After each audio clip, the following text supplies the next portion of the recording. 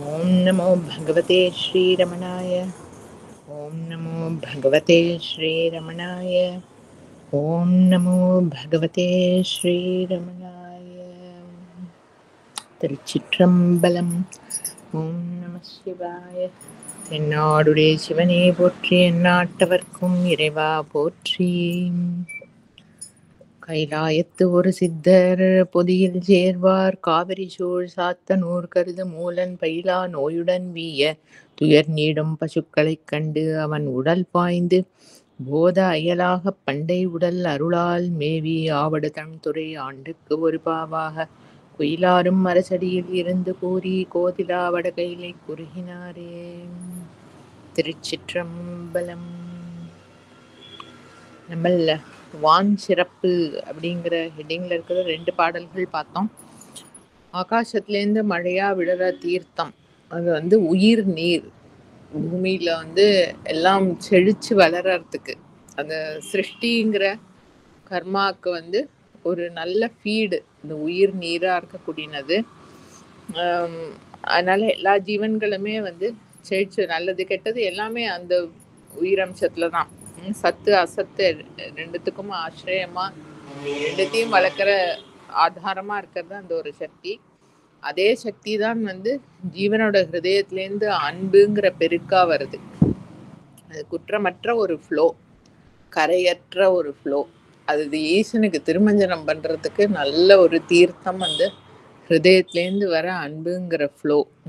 அப்படிங்கிற அந்த உயிர் உயிர் உயிரம்சத்தோட இந்த மழை ஜலம் விழற மாதிரி தான் ஹிருதயத்திலேருந்து அந்த உயிரோட அம்சமாக தான் அந்த அன்புங்கிறது. அந்நியமில் அன்பு இல்லையா? அது ஈசனுடைய ஃபார்ம் தான் அந்த அன்பினுடைய பெருக்கு. அது அவருக்கே சமர்ப்பணம் பண்ணி அதோடைய ஐக்கியமாகணும்.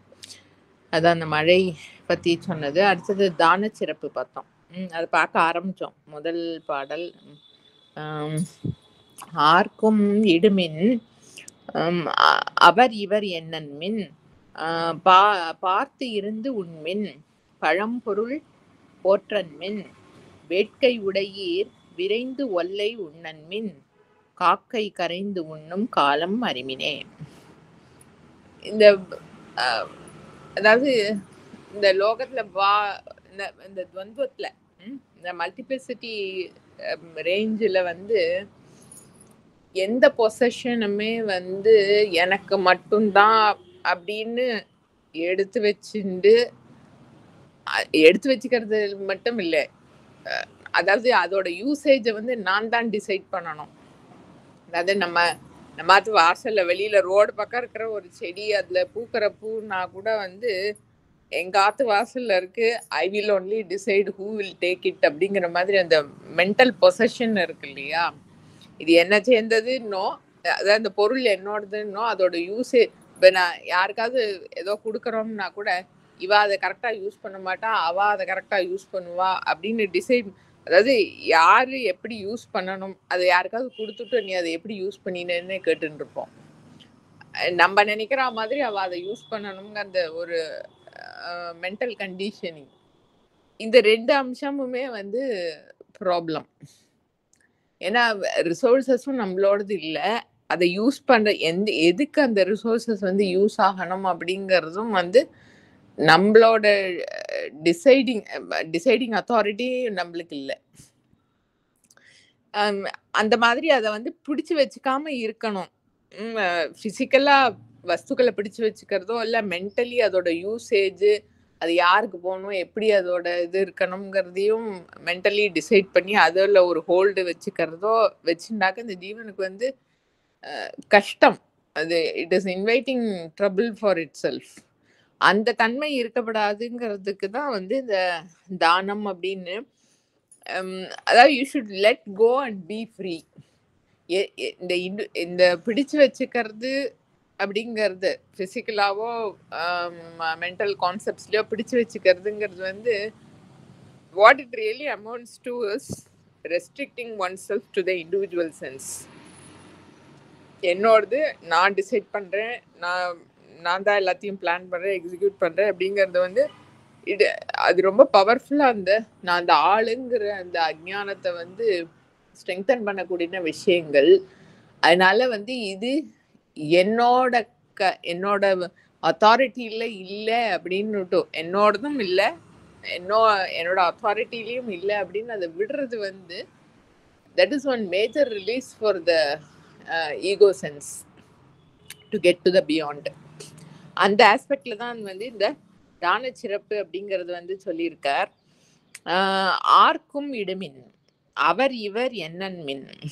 யாருக்கு வேணா கொடுக்கும். நம்ம நேற்றுக்கு ஜஸ்ட் பார்க்க ஆரம்பிச்சோம் இல்லையா, அந்த சாத்வீக தானம்ங்கிறது வந்து பகவத்கீதையில சொன்னாப்புல, ஒரு பொருள் இருக்கு, எனக்கு அது எக்ஸஸா தான் இருக்கு, நான் அதை யூஸ் பண்றது இல்லை அப்படின்னு இருக்கிற பொருளை வந்து யாராவது அதுக்கு ஒரு நல்ல பாத்திரம் வரான்னா அவளுக்கு அது யூஸ், அந்த ரிசோர்ஸோட யூஸ் தான் முக்கியம். அது என்னோடது, நான் தான் யூஸ் பண்ணணும் அப்படிங்கிறது இல்லாம அந்த அந்த பொருள் வந்து நல்லபடியா யூஸ் ஆகுங்கிற மாதிரி ஒரு சிச்சுவேஷன், ஒரு டிமாண்ட் இருக்கு அப்படின்னு சொன்னா அதை எடுத்து கொடுத்துடுறது. லைக் எவ்ரி அதர் கர்மா, அந்த கர்த்திருவம் தான் ப்ராப்ளம். நான் கொடுக்கறேன் அப்படின்னு வந்ததுன்னா தான் அந்த மென்டல் ஹோல்டிங் இருக்கும். இது என்னோடது அப்படிங்கிறது அந்த பிசிக்கல் ஹோல்டிங். அது அந்த 2 அம்சம் தான் இங்க வேண்டான்னு சொல்றார். ஆர்க்கும் இடுமின் அவர் இவர் என்னன்மின், இவாளுக்கு தான் கொடுக்கணும், அவளுக்கு தான் கொடுக்கணும். அது அது என்னன்னாக்க,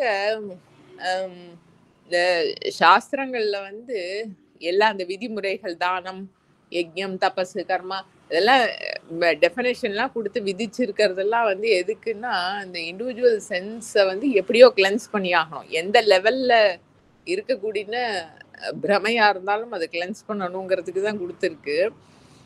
அது வந்து நம்மளுக்கு எப்படி அது அப்ளை ஆகுங்கிறத பார்த்து அறிவுபூர்வமா அதை வந்து ஃபாலோ பண்ணணும். எந்த இடத்துல வந்து இந்த ரெஸ்ட்ரிக்ஷன்ஸ் எல்லாம் வந்து ஃபாலோ பண்ணணும், அது எதுக்காக சொல்லப்பட்டிருக்குங்கிறத வந்து கிளியரா புரிஞ்சுட்டுன்னு சொல்ல, அது என்ன தன்னோட சாமர்த்தியத்துல புரிஞ்சுக்கிறது இல்லை, அது கிரேஸ்னாலதான். எப்பயுமே அந்த பரம்பொருளுக்கு இருக்கிற சமர்ப்பணத்தினால அது ஹிருதயத்திலேருந்து ஒழுங்கா அது காட்டி கொடுத்தாதான் எந்த பொருளையும் எந்த விஷயத்தையும் கரெக்டா புரிஞ்சுக்க முடியும், ஃபாலோ பண்ண முடியும். எல்லாமே அதோட சாமர்த்தியம்தான். மொத்தம் இந்த இதெல்லாம் வந்து இவாளுக்கு கொடுக்கப்படாது, அவளுக்கு கொடுத்தா விசேஷம், அப்படி இப்படின்னு ரூல்ஸ் எல்லாம் போட்டு இருக்கு இல்லையா. அது வந்து ஒரு ஓவராலா சொல்றார், அது ரொம்ப பிடிச்சுக்காதீங்கோ அப்படின்னு. ரொம்ப எக்ஸ்ட்ரீம் கேசஸ் அந்த மாதிரி வந்து பார்க்கலாம் அப்படின்னு சொன்னா, நம்ம ஸ்ரீதர ஐயாவாள் இருந்தார் இல்லையா திருவள்ளூர், அவ அப்பா ஸ்ரார்த்த அன்னைக்கு ஸ்ரார்த்தத்துக்கு சமைச்சிருக்கிற எல்லா சாப்பாடையும் வந்து பின்னால அவர் வீட்டுக்கு பின்னால ஏதோ குடிசையில இருக்கா ஜனங்கள், அதுல ஒரு லேடி வந்து பிரெக்னெண்டா இருக்கா. அவ வந்து சொல்றா, அந்த சாத்தத்துக்கு சமைச்சுன்னு இருக்கா, அவரோட அம்மா பத்னி எல்லாம் கிச்சன்ல சமைச்சுன்னு இருக்கா, அது வாசனை வருது வெளியில. அவ பிரெக்னெண்டா இருக்காலாம், அவளுக்கு வந்து நல்லா சமைக்கிறா இன்னைக்கு அவாத்துல இன்னைக்கு அப்படின்னா, அவாத்துல இன்னைக்கு ஸ்ரார்த்தம், அதனால இந்த மாதிரி சமைச்சுன்னு இருக்கா. அது அந்த வார்த்தை வந்து இவருக்கு காதுல விழுந்துடுத்து. அந்த அந்த ஸ்திரீக்கு அது வேணும்னு தோணி போயிடுத்து. அப்ப அதுவே சேஷமாயிடுது. ரொம்ப ஸ்ட்ரிக்டா சாஸ்திரம் பாக்குறவாளுக்கு வந்து அந்த சுவாமிக்கு நைவேத்தியம் எல்லாம் எடுத்துன்னு போறதே பார்த்தா மூக்குல துணி சுத்தி எடுத்துன்னு போவா. அதோட வாசனையை நம்ம முகந்துட்டு எடுத்துட்டு கொண்டு போய் ஈசனுக்கு கொடுக்கப்படாது அப்படின்னுட்டு, அது அவ இது பிரெக்னெண்டாவும் இருக்கா. அவளுக்கு அந்த ஸ்மெல் இது பண்ணி அது நன்னா இருக்கு சாப்பிடணும் அப்படிங்கிற மாதிரி அந்த ஒரு பாவம் வந்துடுத்தோ. அதை நம்ம பித்திருக்களுக்கு போட வேண்டாம், அதோட அந்த ஜீவனுக்கு அவளோட தேவை வந்து ஹிருதயத்திலேருந்து வந்திருக்குங்கிறதும் அவருக்கு சென்ஸ் பண்ண முடிஞ்சுது. அவர் சாஸ்திரத்தெல்லாம் பார்த்து இல்ல பார்க்காம எல்லாம் சொல்லல, அவர் he was guided by the inner force. அது ஈசனோட கர்மா தான். அதனாலதான் அந்த கர்த்திருவம் தான் எல்லா இடத்துலயும் பிளாக்னு சொன்னேன். அது வந்து அந்த அந்த லேடிக்கும் இவருக்கும் ஆந்தரிகத்துல ஒன்னா இருக்கக்கூடிய அந்த உணர்வு இருக்கு இல்லையா, அதுலேருந்து வெளிப்பட்ட தானம் அது. அவளுக்கு அது வேணும்னு தோணுறது அதை கொடுத்துடு அப்படின்னு சொல்லிட்டு அவ பண்ணிருக்கிறது எல்லாத்தையும் அவளுக்கு மொத்தமா கொடுத்துட்டு திருப்பி கிச்சன் எல்லாம் சாணி போட்டு மொழி கிளீன் பண்ணி 2வது வாட்டி சமைக்கிறா. அப்ப அந்த கிராமத்திறந்தவா வந்து பிராமணியத்துக்கு வரவா ஸ்ரார்த்தத்துக்கு சாப்பிட வரவா வந்து அதை ஒத்துக்கல. ஆனா அது அவர் வந்து அது மைண்ட் அண்ட் பிரெயின்லேருந்து அது நடக்கல, அது ஹிருதயத்திலேருந்து வந்தது, அது ஈசனோட செயல்பாடா இருந்ததுங்கிறதுனால கங்காதேவி வந்து அதை ப்ரூவ் பண்ணும்படியா அவரோட வாத்து கணத்துலேருந்து பொங்கி வந்தா. அப்ப எல்லாருக்கும் அது வந்து ஒத்துக்க வேண்டியதா போச்சு. இது யாருன்னு பார்க்கறது சாஸ்திரத்தை படிச்சுட்டு மைண்ட் பிரெயினை வச்சு லிட்ரலா அதை அனலைஸ் பண்ணினாக்க அவர் வந்து ஸ்ரார்த்த தினத்தன்னைக்கு பித்திருக்களுக்கு போட வேண்டிய சாப்பாடை வந்து இதோ குடிசையில இருக்கிற ஒரு லேடிக்கு கொண்டு போய் கொடுத்தாருங்கிறது தியரட்டிக்கலி ப்ராப்ளமா தான் இருக்கும். ஆனா அது எதுக்காக சொல்லப்பட்டிருக்கு, அதாவது ஸ்ரார்த்தம்ங்கிறதே வந்து ஸ்ரத்தையா பண்ணக்கூடியது. அந்த ஸ்ரத்தையில எந்த பெசகும் வரப்படாது அப்படிங்கிறதுக்காக வந்து சொல்லப்பட்டிருக்கு. ஆனா எல்லாத்துலயுமே இந்த கருத்திருவம் தான், எங்க போனாலும் சுத்தி அங்கேதான் வந்து இடிக்கிறது.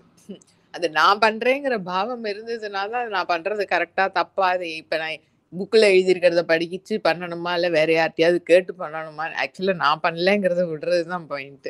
எல்லாத்தையும் நடத்துற சக்திக்கு நம்ம அது கையில நம்ம இன்ஸ்ட்ருமெண்டா இருக்கோம் அப்படின்னு அதுக்கு ஒரு சமர்ப்பணம், ஆந்தரிக சமர்ப்பணம் இருக்குன்னு சொன்னா எந்த சுச்சுவேஷன்ல எப்படி பண்ணணுமோ அது கரெக்டா பண்ணும்.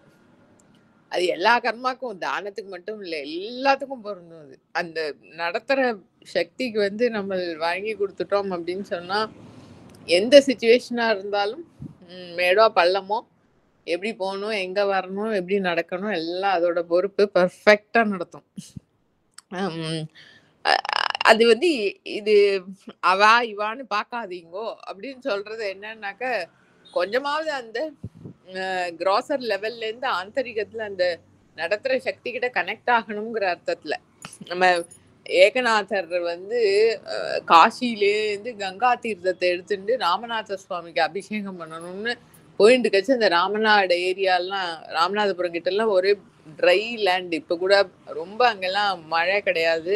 வெயில் காலத்துல ஏதோ ஒரு கழுதை வந்து அப்படியே தாகத்துல தாங்க முடியாம துடிச்சுட்டு மண்ணில் கிடக்கு. இவர் அங்கேருந்து காசிலேருந்து அந்த காலத்துல என்ன வண்டிலாம் இல்லை, நடந்து குடத்துல தூக்கின்னு வர கங்கா தீர்த்தத்தை அந்த கழுதிக்கு ஊத்தினார், வாயில விட்டு. அது நல்லா குடிச்சுட்டு ஃப்ரெஷ்ஷா எழுந்து போயிடுது.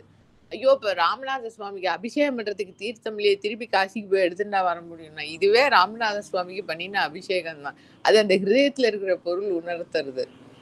அவா இவான்னு பார்க்காதீங்கோ, யாருக்கு வேணா கொடுங்கோன்னு அது அந்த அந்த பரம்பொருளை ரெகக்னைஸ் பண்ணி அதுதான் செயல்படுறது, அதுதான் கொடுக்கறது, அதே தான் வாங்கிக்கிறது அப்படிங்கிற பாவத்துல வந்து செய்யப்படுற அந்த தானம் தான் வந்து ஹையஸ்ட். சரி, நம்மளுக்கு அந்த பொருள் கிட்ட கனெக்ஷன் இல்லை அப்படின்னு சொன்னா ஓரளவு சாஸ்திரத்தை எல்லாம் வந்து ஃபாலோ பண்றோம், ஏதோ பண்றோம், மொத்தம் அந்த சமர்ப்பணம் அந்த பொருள்கிட்ட இருக்கணும். பகவானே எனக்கு எது கரெக்டுன்னு நீ இண்டிகேட் பண்ணி நீயே நடத்து அப்படின்னுட்டு அதுகிட்ட பொறுப்பை விட்டுட்டோம் அப்படின்னு சொன்னாக்க அது வந்து பர்ஃபெக்டா நடத்தும் கிவன் எனி சிச்சுவேஷன். ஆர்க்கும் இடமின் அவர் இவர் என்னன் மின் பார்த்திருந்து உண்மின். இது எல்லாமே வந்து அது இந்த பிசிக்கல் அண்ட் மென்டல் பொசசிவ்னஸ், அந்த நான் டிசைட் பண்ணணுங்கிற அந்த பாவத்தை போக்குறதுக்கு இருக்கிற சரியாகவே சொல்லின்னு வந்துட்டு இருக்காரு. இத பார்த்திருந்து உண்மின், யாராவது வருவாளோ அப்படின்னு, அதாவது சரி கிடைச்சது ஆப்பர்ச்சுனிட்டி, யாரும் இல்லையா நம்ம சாப்பிட்டு முடிச்சுடுவோம் அப்படிங்கிற அந்த டெண்டன்சிக்கு தான் சொல்றார். பார்த்திருந்து உண்மின், யாரும் வருவாளோ அப்படிங்கிற அந்த பாவத்திலேயே வச்சு எதுவா இருந்தாலும், அன்னமா இருந்தாலும் சரி, எதா இருந்தாலும் சரி, நம்மளே அது எல்லாத்தையும் எடுத்துடணும் அப்படிங்கிற அந்த பாவம் இல்லாதைக்கு பார்த்திருந்து உண்மின் பழம்பொருள் போற்றன்மின். ஃபுட்டுக்கு டெஃபினட்டா அதுவும் இந்த காலத்துல ரொம்பவே அப்ளை ஆகக்கூடிய அந்த எக்ஸ்பிரஷன். 4 நாளைக்கு சமைச்சு எல்லாத்தையும் ஃப்ரீசர்ல வச்சுட்டு ஃப்ரிட்ஜுக்குள்ள வச்சுட்டு அப்பப்ப அதை எடுத்து சூடு பண்ணி சாப்பிட்டுண்டு அந்த மாதிரி சாப்பிடாதீங்கோ. அது இந்த தாமசிக்க விற்பி இருக்கிற சாப்பாடா அமையும். அதுதான் கீதையிலையும் சொல்லுவார், யாத்தயாமம் கத ரசம் பீதி பரியுஷிதம் செய்து உச்சிஷ்டம் அபிச்சு அமேத்தியம். அது தாமச பிரியமான போஜனம்னு. பழசு அதுல ஒன்றும் ஃப்ரிட்ஜில் வச்சு வெளியில வரத்த வந்து வெளியில வச்சா ஊசி போய் ஸ்மெல் வந்திருக்கும், உள்ள வச்சதுனால அது வரலையே தவிர்த்து அது கதா ரசம். அதுல இருக்க இந்த ஜீவ ஆக்சுவலா சாதனையில வந்து முக்கியமான பாயிண்ட் என்னன்னா, அந்த ஜீவ அம்சத்து மேல இருக்கிற இருக்கு. ஜீவ அம்சத்துக்கிட்ட இருக்கிற கனெக்ஷன் தான். நம்ம இவரே ஆளெல்லாம் சொல்லிட்டே வந்துட்டு இருக்கா இல்லையா? சித்து, அச்சித்த பிரிச்சு பார்க்கணும் அப்படின்னு. எல்லா செய்கைகள்லயும். அது சாப்பாடோ, தானமோ, அ எனி விவகாரம். அதுல வந்து அந்த சித் அம்சத்துக்கிட்ட கனெக்ஷன் வந்து அ இருக்க இருக்க, அந்த ஹிருதயத்துக்கிட்ட கனெக்ஷன் ஜாஸ்தியாகும். இந்த ஜட அம்சத்துக்கிட்ட கனெக்ஷன் இருக்க இருக்க, அம் அது வந்து ஆப்போசிட் டைரக்ஷன்ல போயிட்டு இருக்கும் அந்த எனர்ஜி. இந்த இப்ப சாப்பாடு சாப்பிடுறதையே வந்து அந்த உயிர் அம்சம் இருக்கிறதா சாப்பிடணும். ஃப்ரிட்ஜில் வச்சு வந்ததுன்னா அந்த மார்ச்சுரியில வச்ச பாடி மாதிரி தான். அழுகி போகாது. ஆனா அது என்ன பண்றது? அது ஐஸ்ல வச்சு அது பார்க்கறதுக்கு அதான் ஓகேயா இருக்கும்.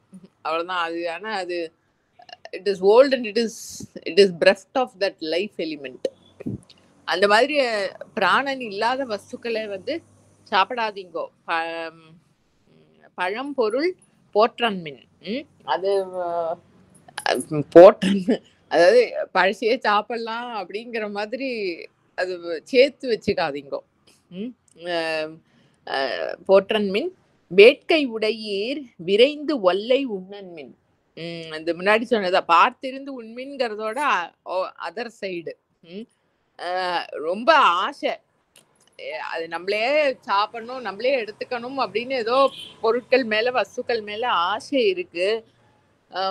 கிடைச்சது ஆப்பர்ச்சுனிட்டி 12:30 வரைக்கும் பார்ப்போம், யார் வரலையா, சரி கடகடான்னு நல்ல லக்கு நம்மளுக்கு இன்னைக்கு அப்படின்னு ஒல்லைங்கிறது வந்து அவசர அவசரமா சரி அத டேக்கிங் அட்வான்டேஜ் ஆஃப் த ஆப்பர்ச்சுனிட்டின்னு சொல்லுவா இல்லையா, அந்த மாதிரி பாவம். வேட்கை உடையீர் விரை அந்த வேட்கை இருக்கிறதுனால தான் அது வேணுங்கிற ஆசை வந்து நிறைய இருக்கு. அதனால வந்து யூ டேக் அட்வான்டேஜ். எனக்கா வேணும்னு இல்லை, நான் ஒன்றும் பண்ணிட்டு இருக்க மாட்டேன், ஏதோ கொடுத்தா இல்லையா அதனால நம்ம எடுத்துக்கலான்னு. அது that is also weakness actually. அந்த மாதிரி அந்த வீக்னஸை ஃபீடு பண்ணாதீங்கோங்கிறார். வேட்கை உடையீர் விரைந்து ஒல்லை உண்ணன்மின்.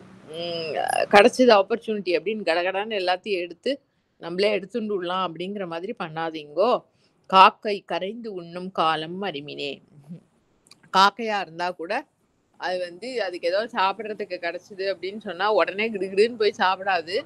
முதல்ல கத்தி பக்கத்துல சுத்து வட்டாரம் இருக்கிற எல்லா காக்காயும் கூப்பிட்டு எல்லாம் வந்ததுக்கு அப்புறம் சேர்ந்து சாப்பிட்றது பாரு.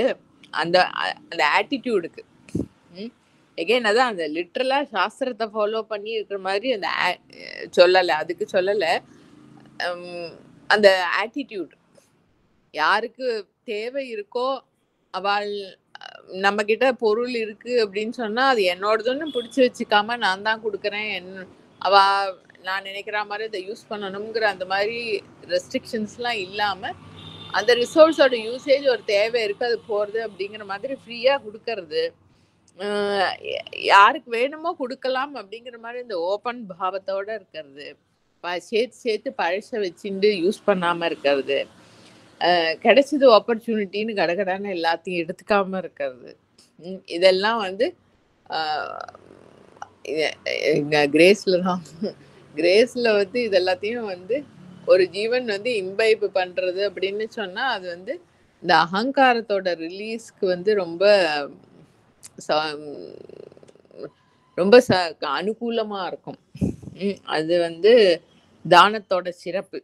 அப்படி அந்த இண்டிவிஜுவல் சென்ஸை அமுக்கக்கூடிய சில ரெஸ்ட்ரிக்ஷன்ஸ் எல்லாம் வந்து எப்படி இந்த தானத்தினால கிளியர் பண்ணிக்கலாம் அப்படிங்கிற மாதிரி சொல்றாரு இந்த பாடல்ல. அடுத்த பாடல் அதோட முடிஞ்சது தான சிறப்பு. அடுத்தது வந்து அறம் செய்வான் திறம். அறம் செய்வான் திறம்ங்கிறது சில புக்ல இருக்கிற ஹெட்டிங். ஒரு சில பதிப்புகள்ல வந்து இறந்தார்க்கு ஈதல் அப்படிங்கிற ஹெட்டிங்லயும் அது வந்து சொல்லப்படுறது இந்த பாடல்கள். தாம் அறிவார் அண்ணல் தாழ் பணிவார் அவர், தாம் அறிவார் அறம் தாங்கி நின்றார் அவர், தாம் அறிவார் சிவ தத்துவர் அவர்கள், தாம் அறிவார்க்கு தமர் பரநாமே. அது வந்து அண்ணல் தாழ் பணிவார் அவர்தாம் அறிவார், அறம் தாங்கி நின்றார் அவர்தாம் அறிவார், சிவ சிவ தத்துவர் ஆவர்கள் தாம் அறிவார். உம் ஆர்க்கும் ஆர்க்கும் தமர் பர ஓகே அவருக்கு தமர் பரநாமை.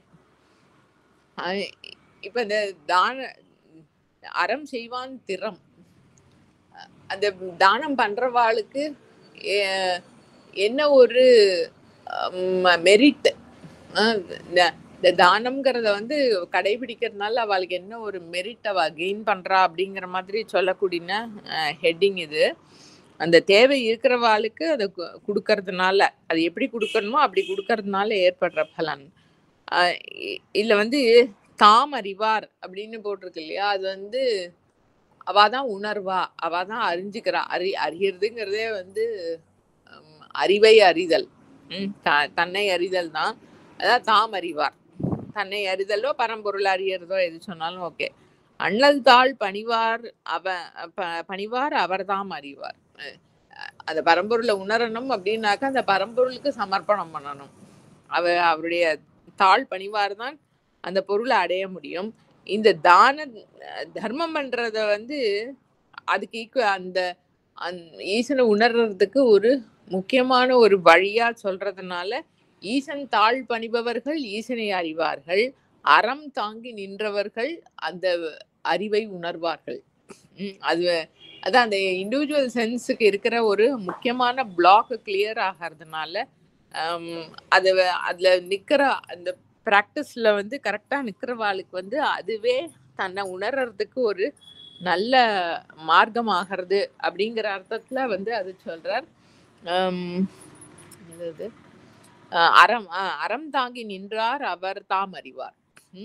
இந்த எதுவும் எடுத்து தனக்கு இந்த முன்னாடி சொன்னதுதான், பிசிக்கலாவோ மென்டலாவோ எந்த கண்டிஷனிங்கும் இல்லாம இருக்கிற அந்த ஜீவன் அப்படி அந்த அறத்துல தானம்ங்கிற அந்த அறத்துல வந்து இந்த 5 இது சொல்றது ஒண்ணும் தானம், இது கர்மம், இல்ல ஏதோ அந்த ஆர்டர் ஏதோ மாத்தி சொல்றேன்னு நினைக்கிறேன்.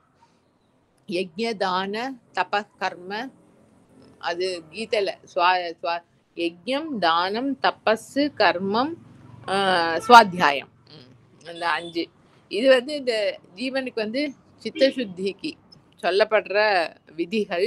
அதுல இந்த தானம்னு சொல்றோம் இல்லையா, அது அந்த அறம் அதுல வந்து நிக்கிறவர்களுக்கும் வந்து இந்த சித்த சுத்தி ஏற்பட்டு அவ வந்து தாம் அறிவார். அந்த மூலத்தை தனக்கு ஆதாரமா இருக்கிற அந்த அறிவு பொருளை வந்து அறியறதுக்கு அது ஒரு முக்கியமான காரணம். ஈசனுக்கு சமர்ப்பணம் பண்றதுங்கிறது எல்லாமே ஈசனுக்கு சமர்ப்பணமா தான். எந்த கர்மால ஈடுபட்டாலும் அவருக்கு சமர்ப்பணமா தான் ஈடுபடணும். அது அவருடைய தாழ் பணிவார் அந்த பொருளை அறிவார். இந்த அறத்துல நிக்கிறவர்களும் அதை அறிவார். சிவ தத்துவர் ஆவர்கள் தாம் அறிவார்.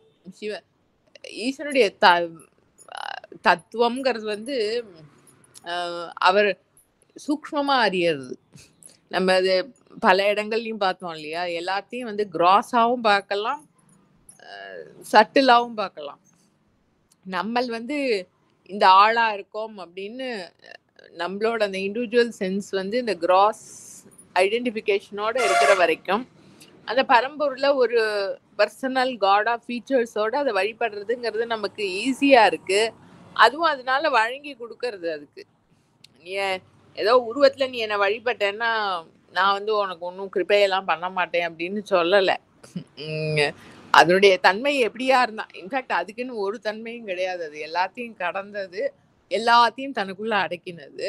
அதனால்தான் அதுக்கு எப்படி வேணா வழங்கி கொடுக்க முடியும். எந்த ஃபார்ம்ல எந்த மாதிரி இதுல அதை வழிபட்டாலும் அதுக்கு வழங்கி கொடுக்க முடியும். அந்த சின்சிரிட்டி அண்ட் கமிட்மெண்ட் இருக்கு அப்படின்னு சொன்னா அது ஜீவன் இருக்கிற நிலையிலேருந்து அதை வந்து உத்தாரணம் போயிட்டே இருக்கும். அது சிவ தத்துவம், அந்த பரம்பொருளுடைய உண்மையான தாத்வீகமா அது என்னது, அது இந்த உருவமா, அது இந்த மாதிரி குணத்தோட கூடினதா இல்ல குணங்கள் அற்றதா அப்படிங்கறதெல்லாம் வந்து அவாவா அந்த அந்த பரம்பொருள் கிட்ட ரிலேட் ஆகிற லெவலை பொறுத்து சூக்ஷ்மமா அதனுடைய தன்மை என்னங்கிறத வந்து உணர முடியும். அப்படியே நல்ல சூக்ஷ்மமா ஒரு அதுக்கு மேல போக முடியாதுங்கிற அந்த எண்டுக்கு போற பாயிண்ட்ஸ் இந்த தெரிஞ்சுக்கிறவனும் தெரிஞ்சுக்கப்படுற பொருளும் ஒன்னா ஆயிடும். அப்புறம் அந்த தெரிஞ்சுக்கிறதுங்கிறதும் இருக்காது. இந்த தெரிஞ்சுக்கிறவன் வந்து தன்னை சுத்தம் பண்ணிட்டு தன்னோட கிராஸ் நேச்சர்ல இருந்து அப்படியே கொஞ்சம் கொஞ்சமா ஒரு லெவலா சட்டிலா ஆகிண்டே போயிட்டு அந்த டெட் எண்ட் மாதிரி இனிமே போகிறதுக்கு இல்லை அப்படிங்கிற மாதிரி அந்த ஒரு சுச்சுவேஷன் வரதே பார்த்தான்னாக்கா அந்த தெரிஞ்சுக்கிறவனையும் தெரிஞ்சுக்கப்படுற பொருளும் தெரிஞ்சுக்கிறதுங்கிற இந்த ப்ராசஸும் எல்லாமே ஒன்னாகி அது அது ஒரு அனுபவம், அவ்வளவுதான். இருப்புங்கிற அந்த அனுபவமா இருக்கும், அவ்வளவுதான். அங்க தெரிஞ்சுட்டேங்கிறதும் இல்லை, தெரிஞ்சுக்கலைங்கிறதும் இல்லை, எதுவுமே இல்லை, அந்நியமே இல்லாத அந்த நிலை. அதுதான் வந்து அந்த பரம்பொருளை வந்து சிவத்தை வந்து தத்துவமா தெரிஞ்சுக்கிறதுக்கு. சிவ தத்துவர் ஆவார்கள் தாமறிவார். யார் வந்து அப்படி அந்த பழுத்து மெச்சூரா அந்த பரம்பொருளை வந்து தாத்வீகமா அனுபவபூர்வமா உணர்ந்திருக்காளோ அவளும் தெரிஞ்சுப்பா. அதாவது 3 லெவல் 2 லெவல்ல சொன்னார். ஈசன் தாழ் பணிவார், அவரை ஒரு தேவதையா வந்து தன்னெல்லைக்கு தகுந்த மாதிரி அந்த பரம்பொருள் கிட்ட ரிலேட் ஆகி அதுக்கு சமர்ப்பணம் பண்றது, பணிவார். அதுக்கு சமர்ப்பணம் பண்ணினாக்கா அதோட கிரேஸ்ல தெரிஞ்சுடுவா. இது வந்து தாத்வீகமா அப்படி ரொம்ப சட்டில் லெவல் அப்படி ரொம்ப மெச்சூரா பழுத்த ஜீவன் வந்து தாத்வீகமா அனுபவமா உணர்றது, அதுவும் வந்து அந்த பரம்பொருளை உணர்றது. அதுக்கு ஈக்குவலண்டா அந்த சொல்லியிருக்காரு அறம். அறம் தாங்கி நின்றாரும் அறிவார்.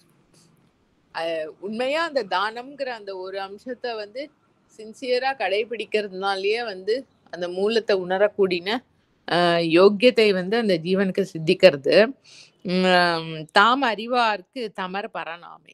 எப்படியா இருந்தாலும் சரி அந்த பரம்பொருளை வந்து உணர்ந்தவர்களுக்கு ரொம்ப வேணுங்க. தமருங்கிறது வந்து ரொம்ப வேணுங்கப்பட்டவர். அவர் வந்து அந்த பரம்பொருள் தான். எந்த ஜீவன் வந்து அப்படி அந்த ஆந்தரிகம் கிளென்ஸ் ஆகி சித்த சுத்தி ஏற்பட்டு அந்த மூலத்தை வந்து உணர்ந்திருக்கோ அந்த ஜீவனுக்கு வந்து சப்போர்ட்டிங் எலிமெண்டா இருக்கிறது வந்து அந்த பரம்பொருளே தான். அவளுக்கு வேற எது மேலேயும் வந்து ஆசிரியம் இருக்க வேண்டிய அவசியம் இல்லை. தாம் அறிவாருக்கு அப்படி தன்னை உணர்ந்தவர்களுக்கு தமர் பரராமே. அந்த பரம்பொருள் தான் வந்து அவளுக்கு ஃபுல்லி சப்போர்ட்டிங் ஃபேக்டரா இருக்கு. அடுத்த பாடல். யாவர்க்குமாம் இறைவர்க்கு ஓர் பச்சிலை, யாவர்க்குமாம் பசுவுக்கு ஓர் வாயுரை, யாவர்க்குமாம் உண்ணும் போது ஒரு கைப்பிடி, யாவர்க்குமாம் பிறர்க்கு இன்னுரை தானே. ஒவ்வொரு ஜீவனும் வந்து சகஜமா தான் இருக்கிற நிலையில ரொம்ப சிம்பிளா கடைபிடிக்கக்கூடிய தர்மங்கள். என்ன சமர்ப்பணம் பண்ணணும்னா ஏதோ அன்னதானம் பண்ணணும்னு ஆயிரக்கணக்கில் லட்சக்கணக்கில் ரிசோர்சஸ் எல்லாம் ஆர்கனைஸ் பண்ணி அதுக்கு ஏற்பாடெல்லாம் பண்ணி அதை எக்ஸிக்யூட் பண்ணுறதுக்கெல்லாம் எல்லாம் ஏற்பாடு பண்ணி அந்த மாதிரிலாம் பண்ணுற அது தானம் தான். யாருக்காவது அவ்வளோ இருக்குது அப்படின்னா அகங்காரத்தை பார்க்காம நம்ம தான் கொடுக்குறோம் பண்ணுறோங்கிறது இல்லாமல் அவள் ரேஞ்ச் ஆஃப் ஆப்ரேஷன் அப்படி இருக்குன்னு நான் பண்ணப்படாதுன்னுலாம் ஒன்றும் சொல்லலை. பட் சிம்பிளாக அன்னன்னைக்கு ஒரு டெய்லி பேசிஸில் அப்பப்போ பண்ணக்கூடிய சிம்பிளான தான தர்மங்கள் வந்து சொல்கிறார். யாருக்கும் கடைபிடிக்கக்கூடியது ரொம்ப ஈஸியாக. ஈசனுக்கு சமர்ப்பணம் பண்ணுறதுக்கு ஒரு பச்சிலை, ஒரு வில்வதளம். அவருக்கு வந்து ஏக வில்வம் சிவார்ப்பணம். அவருக்கு 2 தளம் வில்வம் கூட போடணும்னு இல்லை. ஆசு தோஷி.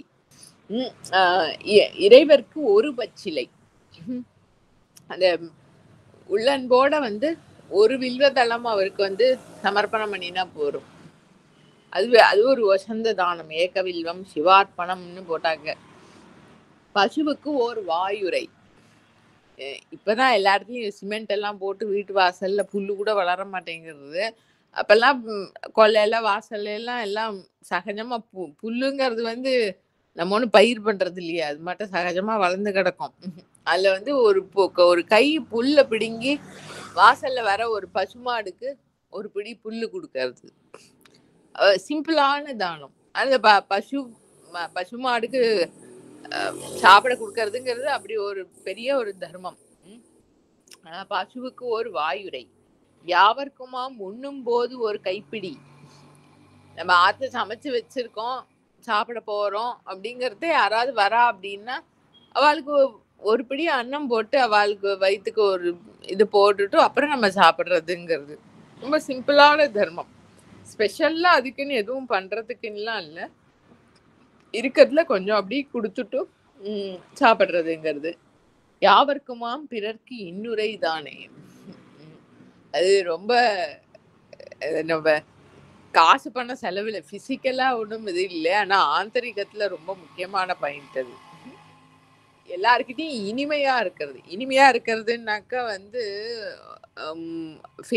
முகத்தளவுல ஸ்துதி பண்ண அதாவது பாக்கியமா அவள்கிட்ட ஸ்வீட்டா பேசுறது இந்த ஹெச்ஆர் டாக் மாதிரி இல்லை, அது ஆந்தரிகத்திலேருந்து வரணும். அது ஆந்தரிகத்திலேருந்து வரணும்னாக்க எல்லா ஜீவன்களும் ஹிதமா இருக்கணும், எல்லாம் க்ஷேமமா இருக்கணுங்கிற அந்த பாவம். சர்வேஷாம் ஸ்வஸ்திர் பவது, சர்வேஷாம் சாந்திர் பவது, சர்வேஷாம் ஆனந்தம் பவது. அது வந்து ஆந்தரிகத்துல அந்த பாவம் இருந்தது அப்படின்னு சொன்னாக்க அது வாக்குலையும் செயல்பாடுகள்லையும் அது ஸ்பான்டேனியஸா இருக்கும். இல்லாட்டா ப்ராக்டிஸ் பண்ணி நம்ம இவாள்கிட்ட இப்படிதான் பேசணும் அப்படின்னு ப்ராக்டிஸ் பண்ணி பேச முடியாது. அது எங்க ஆந்தரிகம் இரிட்டேட் ஆகிறதோ அங்க அது அந்த ஹோல்டு போயிடும். நானும் யார்கிட்டையும் இப்படிலாம் பேசப்படாதுன்னு நினைச்சுட்டு இருந்தேன், முடியவே இல்லை, அப்படி பிரேக் டவுன் ஆயிட்டேன். அது வந்து ஆந்தரிகத்துல அந்த க்ஷேமகரமான பாவம் இருக்கணும். இருந்தது அப்படின்னு சொன்னா ஸ்பான்டேனியஸா பேச்சும் சரி செய்கையும் சரி அந்த ஃப்ளோலியே இருக்கும். சம்பந்த பெருமான் வந்து ஆலவாயில போய் அந்த சமணர்கள் வந்து வாதத்துக்கெல்லாம் கூப்பிடுறா இல்லையா, அவளுக்கு இவர்கிட்ட பயங்கர துவேஷ பாவம் தான்.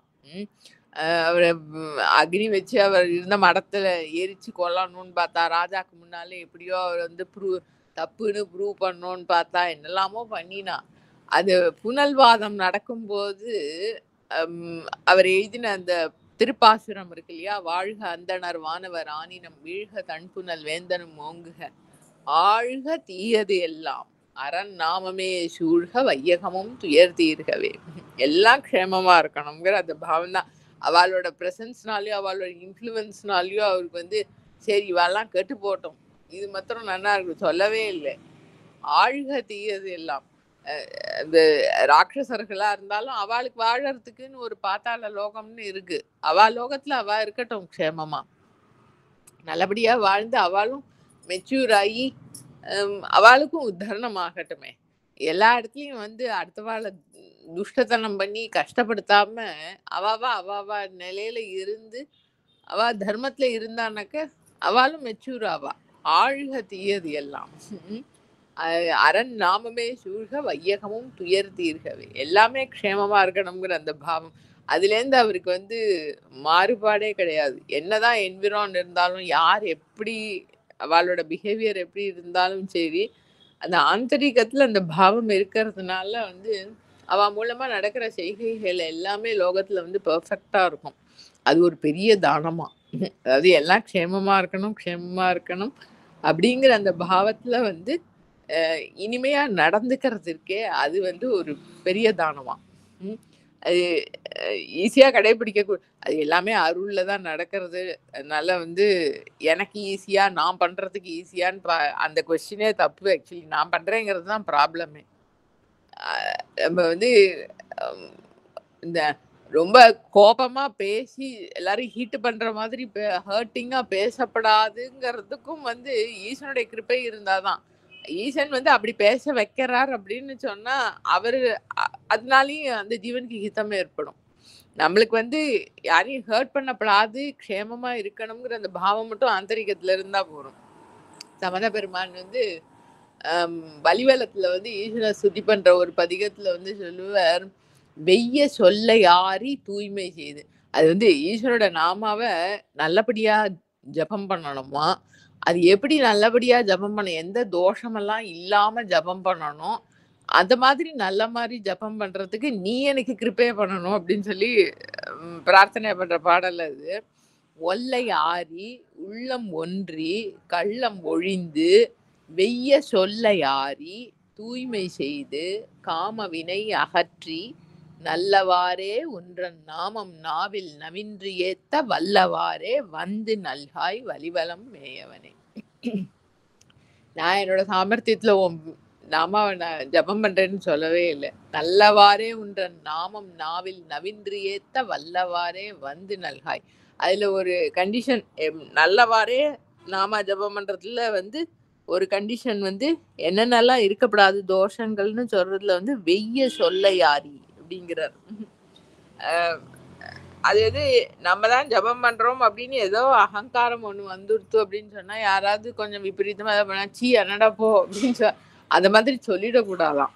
அதுவும் எல்லாமே ஆந்தரிகம் தான். நம்ம இங்க பார்த்த மாதிரிதான். அது இன்னுரைங்கிறது வந்து ஹிருதயபூர்வமா எல்லாமே க்ஷேமமா இருக்கணுங்கிறது அவ்வளோ ஆழத்துல இருக்க வேண்டிய ஒரு பாயிண்ட். அப்பதான் அது வந்து வாஸ்தவத்துல ஹிதகரமா இயங்க முடியும் அந்த ஜீவனுக்கு. எல்லாமே அது என்னத்த சொல்றது, அது ஒண்ணு யாரும் பிராக்டிஸ் பண்றது ஒரு சின்ன விஷயம் துரும்ப அசைக்கிறது கூட யார் கையிலயும் இல்லை. அதனால ஆக்சுவலி எல்லாத்துலயுமே இந்த கருத்துருவம் தான் ரூட் ப்ராப்ளம். ஈசனுக்கு ஒரு வில்வதளம் சமர்ப்பணம் பண்றதோ, ஒரு பசுமாட்டுக்கு புல்ல கொடுக்கறதோ, எல்லாத்தையும் இனிமையா பேசுறதோ, சாப்பாடு கொடுக்கறது எல்லாம் அந்த கர்த்தத்துவம் இல்லாம அவர் நடத்துறாருன்னு நடந்ததுன்னா தான் அது தர்மம். சமர்ப்பண பாவத்துல இருந்தா, இல்லாட்டா இதெல்லாம் ரூல் மாதிரி போட்டு வச்சுட்டு இதெல்லாம் நான் பண்ணணும் அப்படின்னு டைம் டேபிள் மாதிரி போட்டுருந்தா அதுக்கும் நம்மளுக்கும் சம்மந்தமே இல்லாம ஆந்தரிகம் எப்படியோ இருக்கு, நான் இதெல்லாம் பண்ணிட்டு இருக்கேன் அப்படின்னு சொன்னா அது ஒன்றும் பெரிய தர்ம காரியமா ஆயிடாது. அதுக்கு என்ன ரிசல்ட் உண்டோ அது உண்டு, ஏதோ ஒண்ணு உண்டு. எப்படியோ பகவான் எந்த நிலையில இருக்கிறவாளா இருந்தாலும் எல்லாரையும் தூக்கி விடுறாரு. ஏன்னா அவருக்கு அந்நியமே கிடையாது இல்லையா. எல்லாமே இருக்கிறதே அந்த பொருள் தான். அது பல கிரடேஷன்ஸ்ல இருக்கிற மாதிரி காணறதும் ஒரு அப்பியரன்ஸ் தான். அப்புறம் அந்த பொருளோட அடையறதுங்கிறதும் வந்து என்ன losing the multiplicity, but it is all the same. அதனாலதான் எந்த சரியையா இருந்தாலும் எந்த பிராக்டிஸ் என்ன சாதனையா இருந்தாலும் வந்து அந்த கர்மாக்கு ரொம்ப அவ்வளோ இம்பார்ட்டன்ஸ் கொடுத்து நான் பண்றேன் எப்படி பண்ணணும் அப்படிங்கறதெல்லாம் விட அவர் நடத்துறாருன்னு பாக்குறதுதான் முக்கியம். ஏன்னா இதெல்லாம் வந்து தர்மமா நீங்க இதெல்லாம் பண்ணணுங்கிற மாதிரி சொல்ற மாதிரியே எனக்கு இது அர்த்தமே ஆகலை. ஈசனுக்கு ஒரு வில்வதளம் அதெல்லாம் ஸ்பான்டேனியஸா இருக்கணும். ஈசன் மேல இருக்கிற அன்புனால வந்து அவருக்கு ஏதோ ஒரு பூவை போடுறோம், ஒரு வில்வதளத்தை போடுறோம், பசுமாட்டுக்கிட்ட இருக்கிற அன்புனால இந்த ஜீவன் மேல ஒரு சாப்பாடுக்கு ஏதோ கொடுக்குறோம். அதே மாதிரிதான் அன்னம் யாராவது வரவாளுக்கு வந்து ஆத்துல என்ன இருக்கோ அவளுக்கு அந்த சுச்சுவேஷன்ல அவளுக்கு சாப்பிட்றதுக்கு ஹேத்துவா என்ன இருக்கோ அதை அப்படி கொடுக்கறது. யாவருக்கும் இன்னுரையும் வந்து ஹிருதயபூர்வமா எல்லாம் க்ஷேமமா இருக்கணுங்கிற அந்த பாவத்தினால வரக்கூடிய வாக்கு. இதை பிராக்டிஸ் பண்றதே வந்து ஒரு பெரிய தர்மம். அறம் செய்வான் திறம். அடுத்த பாடல், அற்று நின்றார் உண்ணும் ஊனே அரண் என்னும் கற்றன போதம் கமழ்பவர் மானிடர் உற்று நின்று ஆங்கு ஒரு கூவல் குளத்தினில் பற்றி வந்து உண்ணும் பயன் அறியாரே. சரி, அதாவது அற்று அப்படிங்கிறது வந்து இல்லாமன்னு அர்த்தம். பற்றற்று சொல்றோம் இல்லையா. அற்றார் அப்படின்னு சொல்றது சாதாரணமா ஏழைகள் தீனர்கள் ஒண்ணும் இல்லாதவர்கள் அப்படிங்கிற அர்த்தத்திலையும் சொல்லப்படுறது. அற்று நின்றார் அது இந்த கான்டெக்ட்லயும் ரெண்டுமே அப்ளை ஆகும். யாருக்கு வந்து வாஸ்தவமா தே ஆர் நீடி பீப்புள், அப்படி இருக்கிறவ அற்று நின்றார். அவளுக்கு வந்து கொடுக்கறது அதுதான் வந்து அறம், அதுதான் தர்மம்.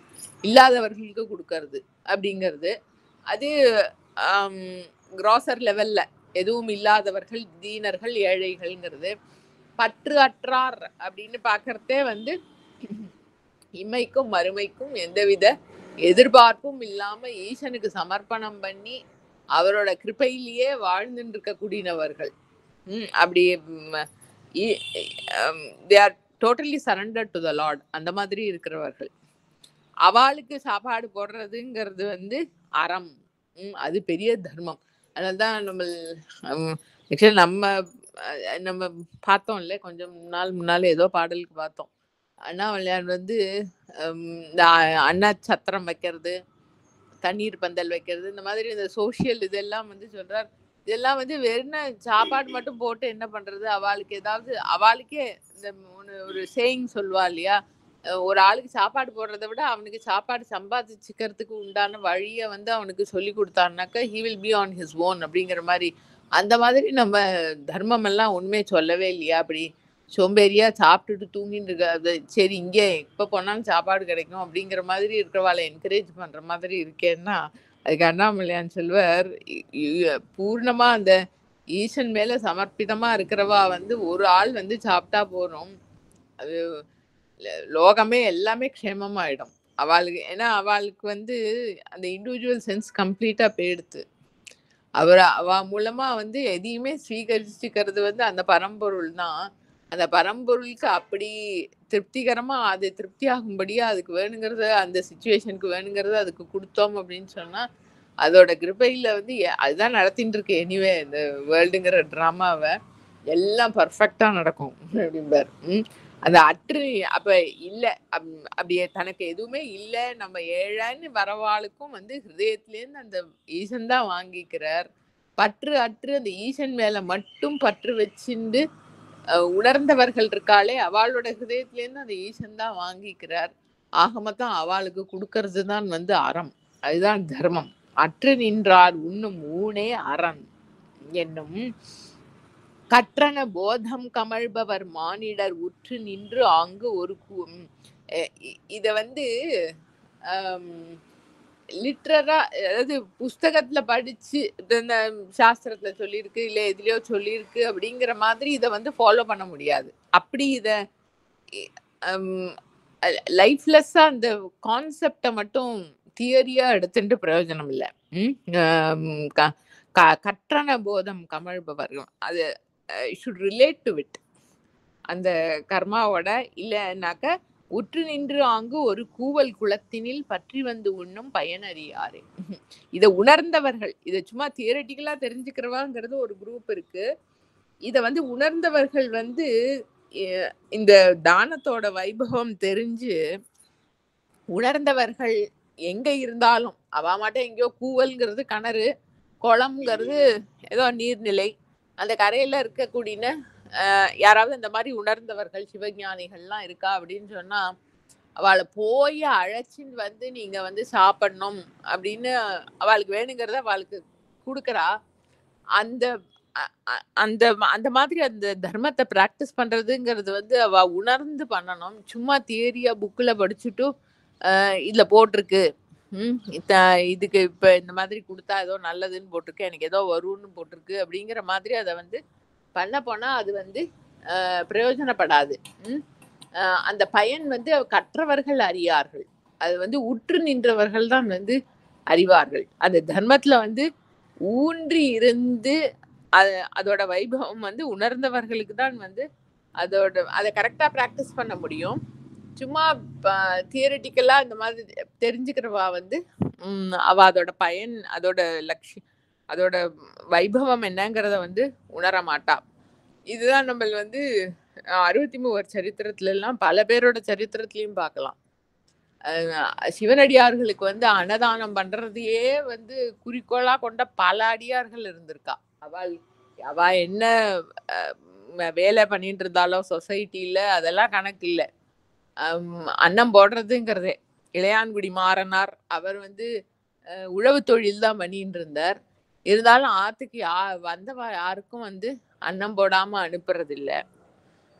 ஏற்பகை நாயனார் வந்து அன்னம் மட்டும் இல்லை, அவருக்கு என்கிட்ட அது ஈசன் வந்து கேட்கறதே சொல்றார். மாறு வேஷத்துல வந்து ஈசன் வந்து நான் ஒரு பொருள் கேட்பேன் என்கிட்ட கொடுப்பியான்னு, இங்க இருக்குன்னா அது உங்களோடதுதான், அது எதுவுமே என்னோடது இல்லை அப்படிங்கிறார். ஒவ்வொருத்தரும் வாழ்த்தாய நாயனார் ஈசனுக்கு வந்து அன்னம் நைவேத்தியம் பண்றது சமர்ப்பணம் பண்றதையே தன்னோட ஜீவிதத்தோட ஒரு லட்சியமா வச்சுட்டு இருந்தவர். மூர்க்க நாயனார் கூட சூது விளையாடி பைசா சம்பாதிச்சு ஈசன் அடியார்களுக்கெல்லாம் அன்னம் போட்டு இருந்தவர்.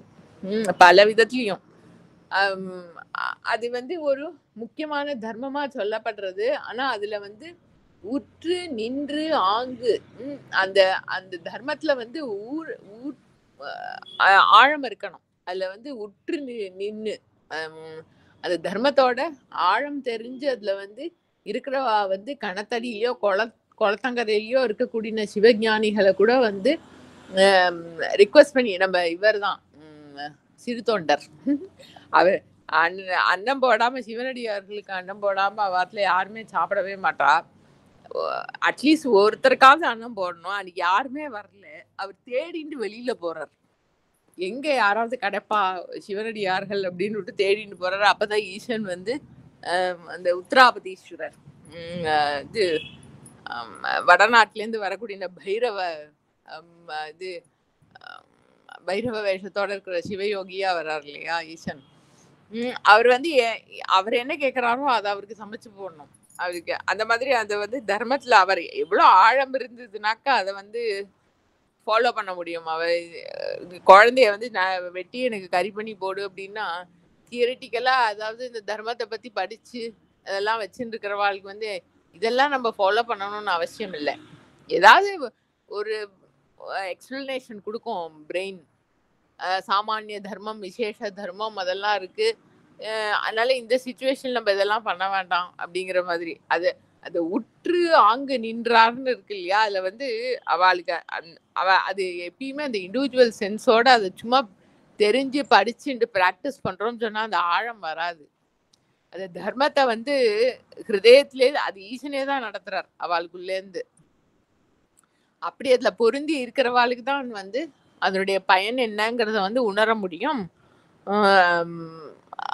இந்த கற்றவர்கள் சும்மா வெறும் தியரட்டிக்கல் நாலேஜ் இருக்கிறவாளுக்கு வந்து அந்த தர்மத்தோட ஆழம் வந்து புரிஞ்சுக்க முடியாதுன்னா என்ன, அதோட பயன் வந்து அவள் அது வெறும் சர்ஃபேஸ் லெவல்ல இருந்து அதை பிராக்டிஸ் பண்ணி அவளுக்கு வந்து அதோடைய பயனை வந்து அடைய முடியாது அப்படிங்கிறது சொல்றார் அந்த தானத்தை பத்தி சொல்றதுல.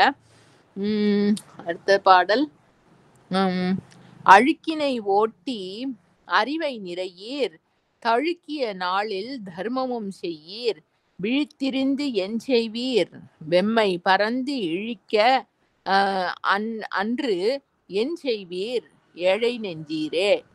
அப்படி இந்த தானம்ங்கிற அறம் செய்தல்ங்கிற அந்த தர்மத்தை வந்து கடைபிடிக்காதவர்களுக்கு சொல்றார் இந்த பாடல். நீங்க என்ன பண்ணுவேல், உங்களுக்கு ஒரு சிச்சுவேஷன் வரத்த நீங்க என்ன பண்ணுவேல், அழுக்கினை ஓட்டி அறிவை நிறையீர். அந்த அழுக்குங்கிறது வந்து ஆணவ மலம். முக்கியமா மும்மலங்கள்லயும் ஆதாரமா இருக்கிறது ஆணவ மலம் தான். அந்த ஆளுங்கிறது தான் அதோட ஆதாரத்துல தான் மிச்ச மலங்கள்லாம் வருது. அந்த அழுக்க வந்து ஈஸ்வனுடைய கிருபையினால அதை ஓட்டிக்கிறதுக்கு அவர் தான் கிருபை பண்ணணும். அந்த அழுக்க வந்து நீக்கிண்டு அறிவை நிறையீர்.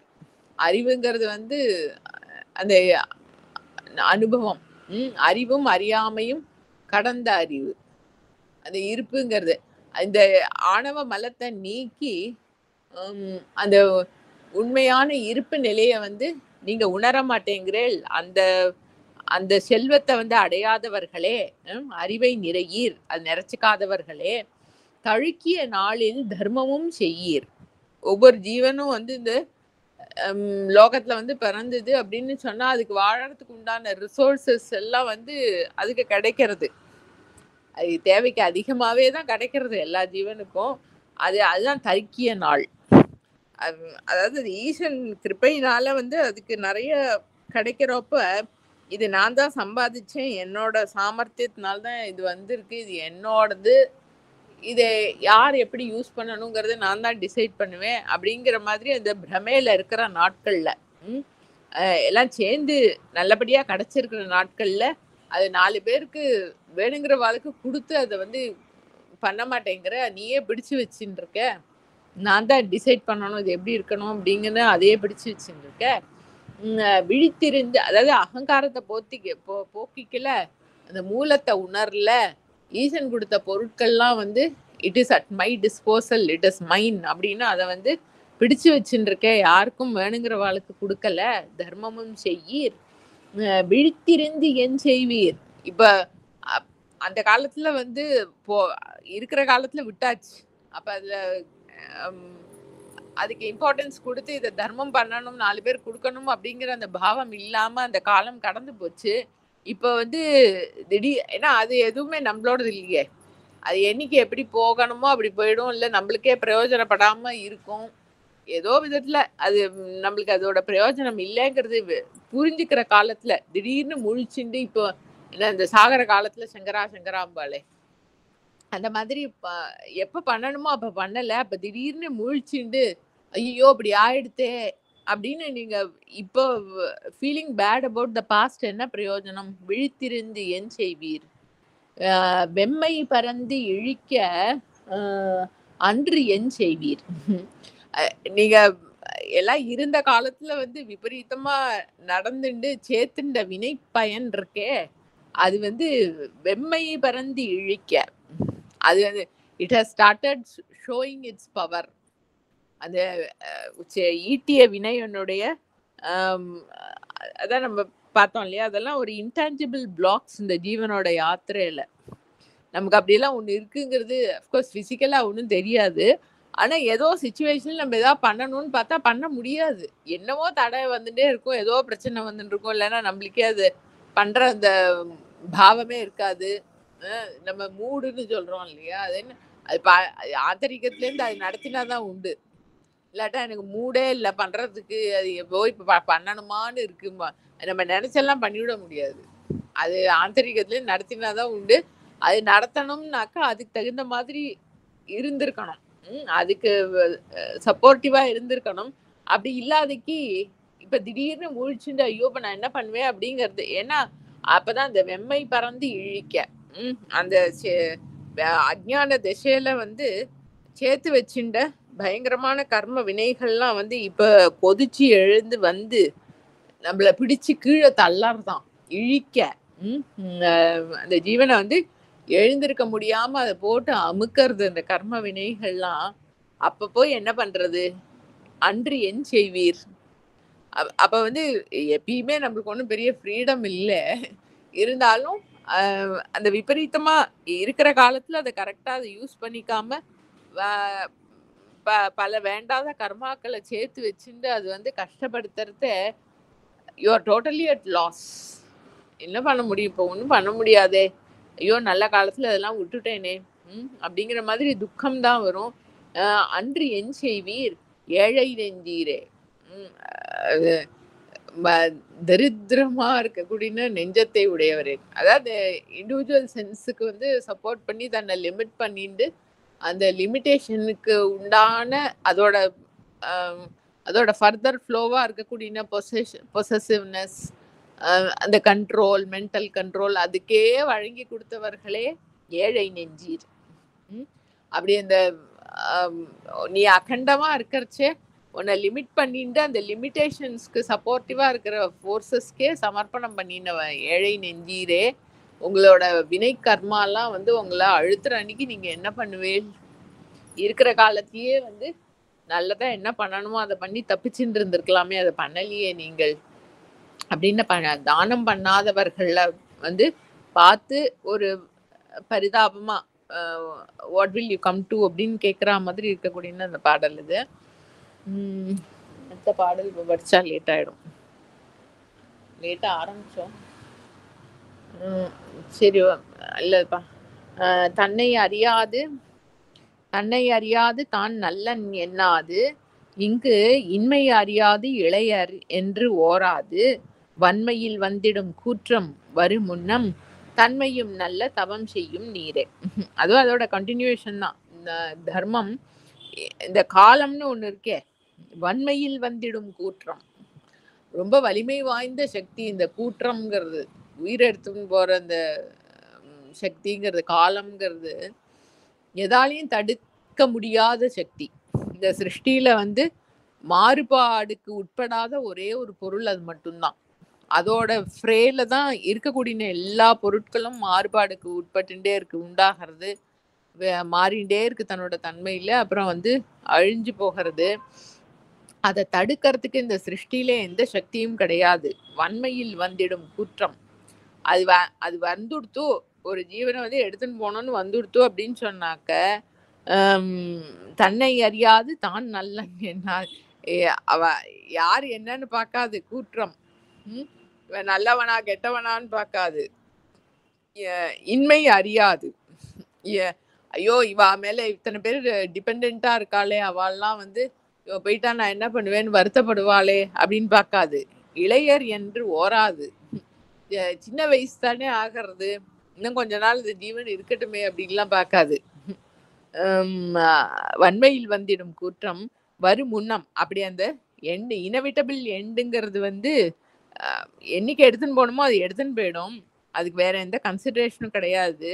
அதுக்கு போட்டு கொடுத்துருக்க டைம் டேபிள் சார்ட் முடிஞ்சு போச்சு, இந்த ஜீவனோட டைம் முடிஞ்சு போச்சு அப்படின்னாக்கா அந்த கூற்றம் எடுத்துன்னு போயிடும்.